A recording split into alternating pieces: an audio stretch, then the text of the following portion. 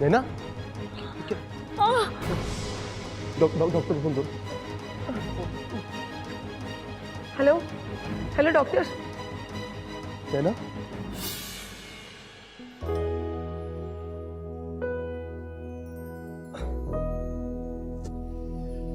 हाँ, मैंने नामकरण पे बहुत बड़ी पार्टी रखी है, ग्रैंड पार्टी, एंजॉय। हाँ, हाँ, I love you. I love you to.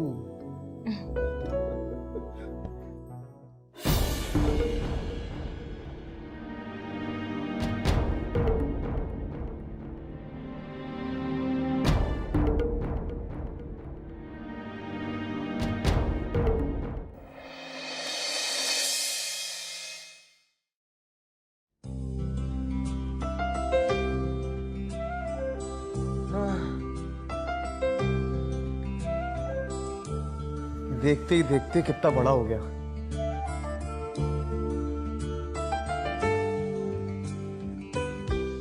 You happy now? Yes, I am very happy.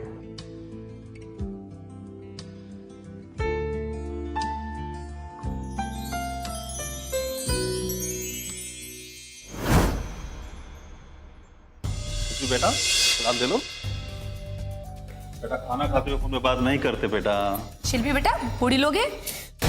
शिल्पी शिल्पी शिल्पी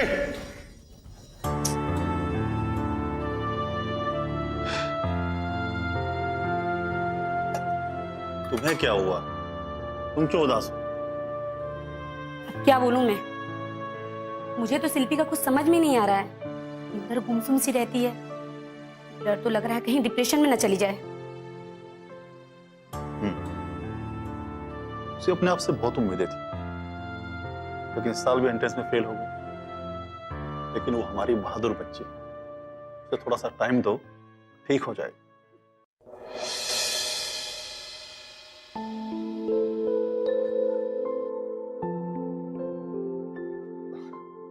अच्छा मम्मी पापा नमस्ते, मैं चलता हूँ।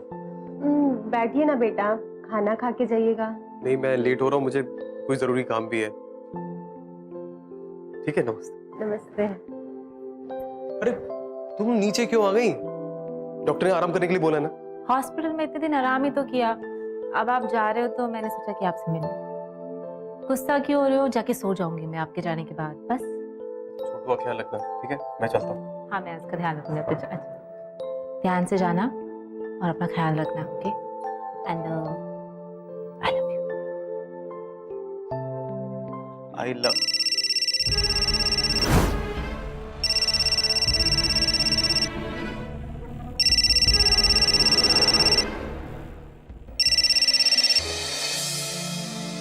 आई लव यू टू।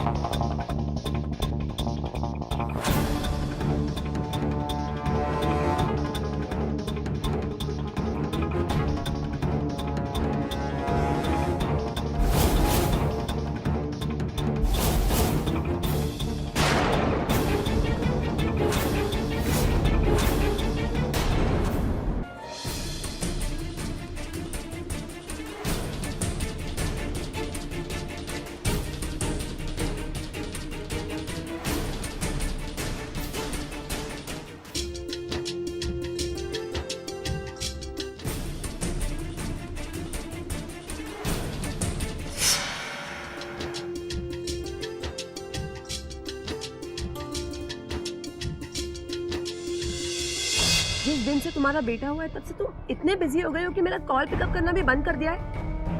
आखिरकार तुमने तो दिखाई दिया ना कि मैं नैना की जगह नहीं ले सकती। देखो मैं बहुत बिजी चल रहा हूँ यहाँ पे, मुझे सांस लेने की फुर्सत नहीं है। मुझे थोड़ा सा टाइम दो, मैं सब ठीक कर दूंगा। मैं रोज मिला करूँगा तुमसे, बस थोड़ा सा टाइम दो, बस ये सब काम निपट जाए, सब शॉर्ट आउट कर दूंगा। अगर जल्दी सॉर्ट आउट नहीं किया ना ये सब तो मुझे ज्यादा टाइम नहीं लगेगा तुम्हारी वाइफ को बताने में कि हम दोनों के बीच क्या चल रहा है। एक्स्ट्रा कोचिंग के बहाने हम दोनों के बीच कौन सी कोचिंग चल रही है,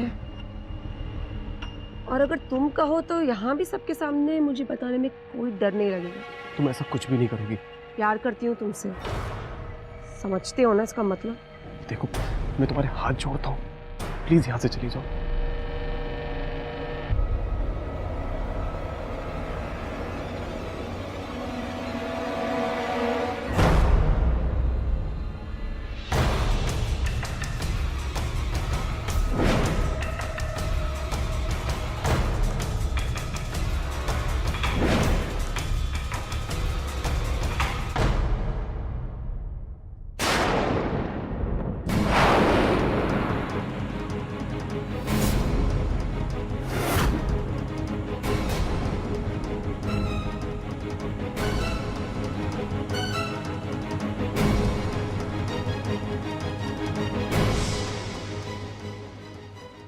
क्या हुआ? अंदर सब मेहमान तुम्हारा इंतजार कर रहे हैं। मैं कब से तुम्हें ढूंढ रही थी। चलो अंदर। हाँ, ठीक है मैं आता हूँ। मेरी फ़ोन की बैटरी खत्म हो गई है, मैं चार्जिंग पर लगा के आता हूँ। ठीक है तुम पहुँचो ना, मैं आता हूँ ना। ठीक है।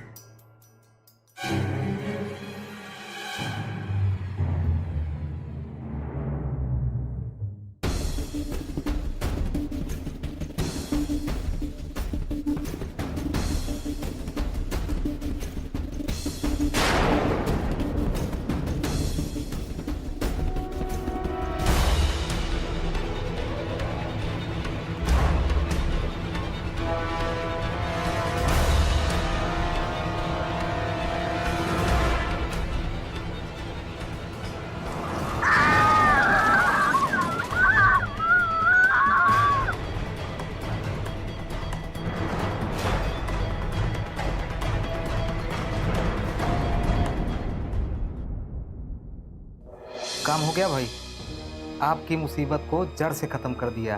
ट्रक ड्राइवर है ना तू, तो रोज तेरा पाला पुलिस से तो पड़ता ही होगा। बोलो उस आदमी का नाम।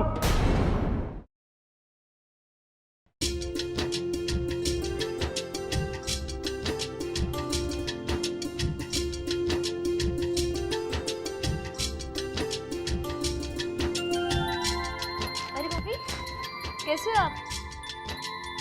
राहुल बिल्कुल आपके ऊपर गया है। और सब बढ़िया? राहुल मेरे पे गया है।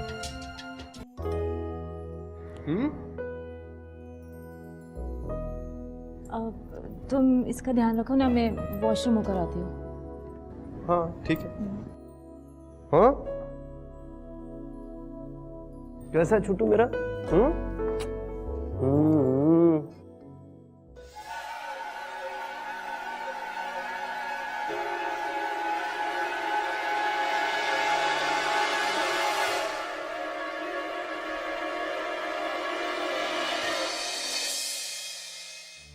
सर हम लोगों ने उस ट्रक ड्राइवर को अरेस्ट कर लिया। गुड, लेके आओ उसे।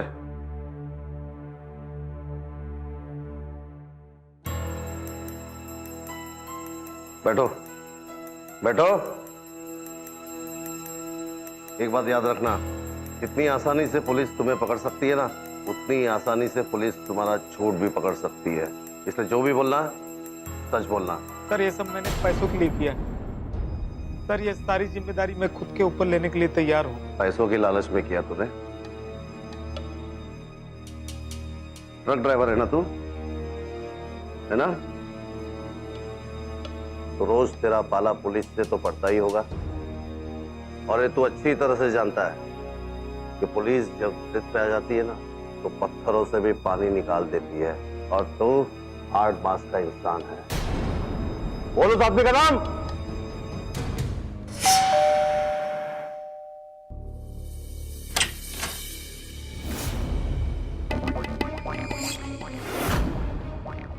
विकास यादव जी है घर पर? हाँ जी, क्या काम था? उनको पुलिस स्टेशन बुलाया।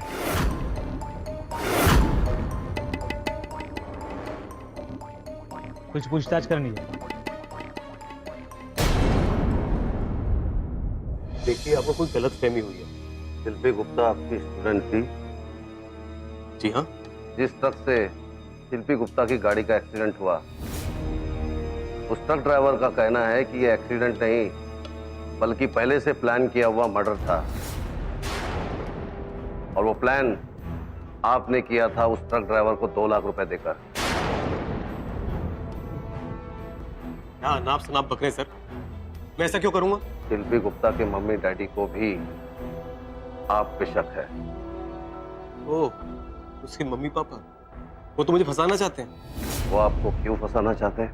क्योंकि उनकी बेटी पढ़ाई में बहुत कमजोर थी, उसे डॉक्टर बनाना चाहते थे।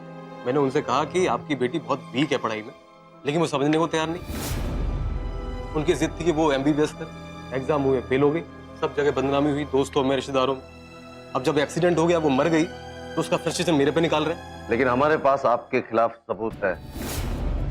जिस दिन शिल्पी का एक्सीडेंट हुआ उससे ठीक 1 दिन पहले आपने बैंक से 2 लाख रुपए निकाले थे, और ड्राइवर का भी यही कहना है कि आपने उसे 2 लाख रुपए दिए थे।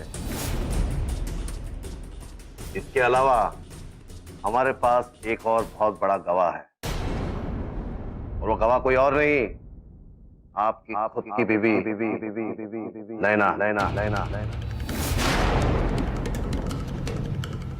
नैना?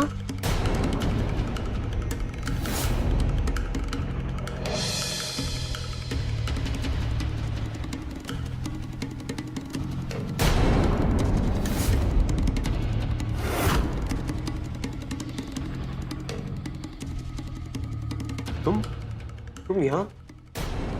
मुझे एक कातिल से कोई बात नहीं करनी। सर, शिल्पी की तरह मैं भी इनकी स्टूडेंट थी। सर, इन्होंने मेरे मॉम डैड को भी बोला था कि मुझे एक्स्ट्रा क्लासेस की जरूरत है, और इसके बहाने इन्होंने मुझे अपने घर बुलाया,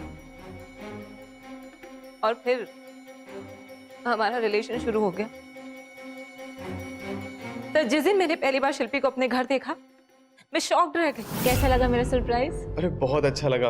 अरे कौन है?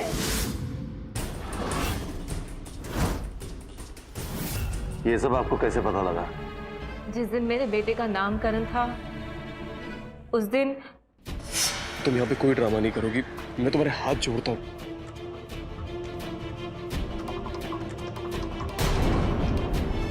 अब तू वहां से निकल, इसका काम खत्म कर, उड़ा दे इसको। और मेरी फोन की बैटरी कम है, मैं तुझे बाद में फोन करता हूँ, ठीक है? हाँ।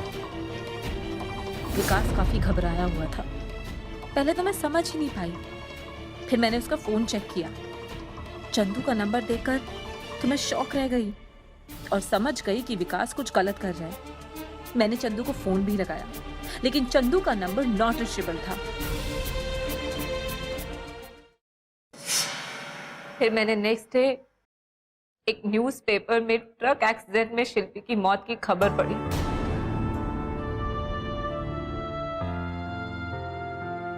कोई इंसान इतना कैसे नीचे गिर सकता है कि किसी दूसरे इंसान की जान ले ले? उसके मॉम डैड पर क्या बीत रही होगी, यही बात सोच सोच कर मेरा दिल दहल उठा। फिर मैंने डिसाइड किया कि शिल्पी के कातिल को सजा जरूर मिलनी चाहिए।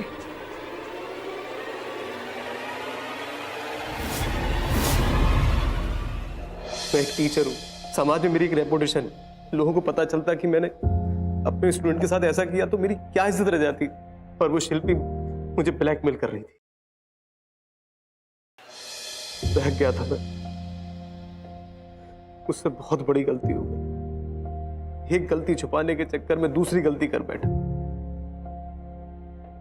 मैं एक टीचर हूं, समाज में मेरी एक रेपुटेशन है, लोगों को पता चलता कि मैंने अपने स्टूडेंट के साथ ऐसा किया तो मेरी क्या इज्जत रह जाती। पर वो शिल्पी मुझे ब्लैकमेल कर रही। अगर जल्दी सॉर्ट आउट नहीं किया ना ये सब, तो मुझे ज़्यादा टाइम नहीं लगेगा तुम्हारी वाइफ को बताने में कि हम दोनों के बीच क्या चल रहा है। एक्स्ट्रा कोचिंग के बहाने हम दोनों के बीच कौन सी कोचिंग चल रही है। मैंने उसे बहुत समझाने की कोशिश की लेकिन वो समझी नहीं। उसकी वजह से मेरा परिवार टूट जाता तो मैंने सोच लिया कि उसको अपने रास्ते से हटा दूंगा। चंदू को पैसे की जरूरत थी और वो मेरा बहुत खास आदमी है, उससे मैंने उसका एक्सीडेंट करा।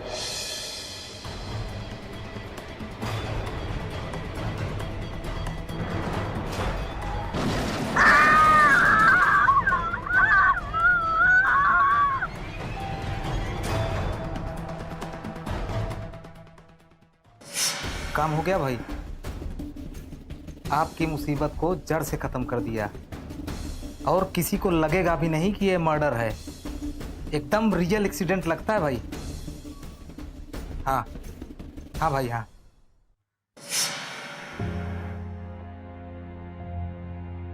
मैं गलती के बाद गलती करता ही चला गया। मुझे माफ कर दो, मैं तो माफी के भी लायक नहीं हूं।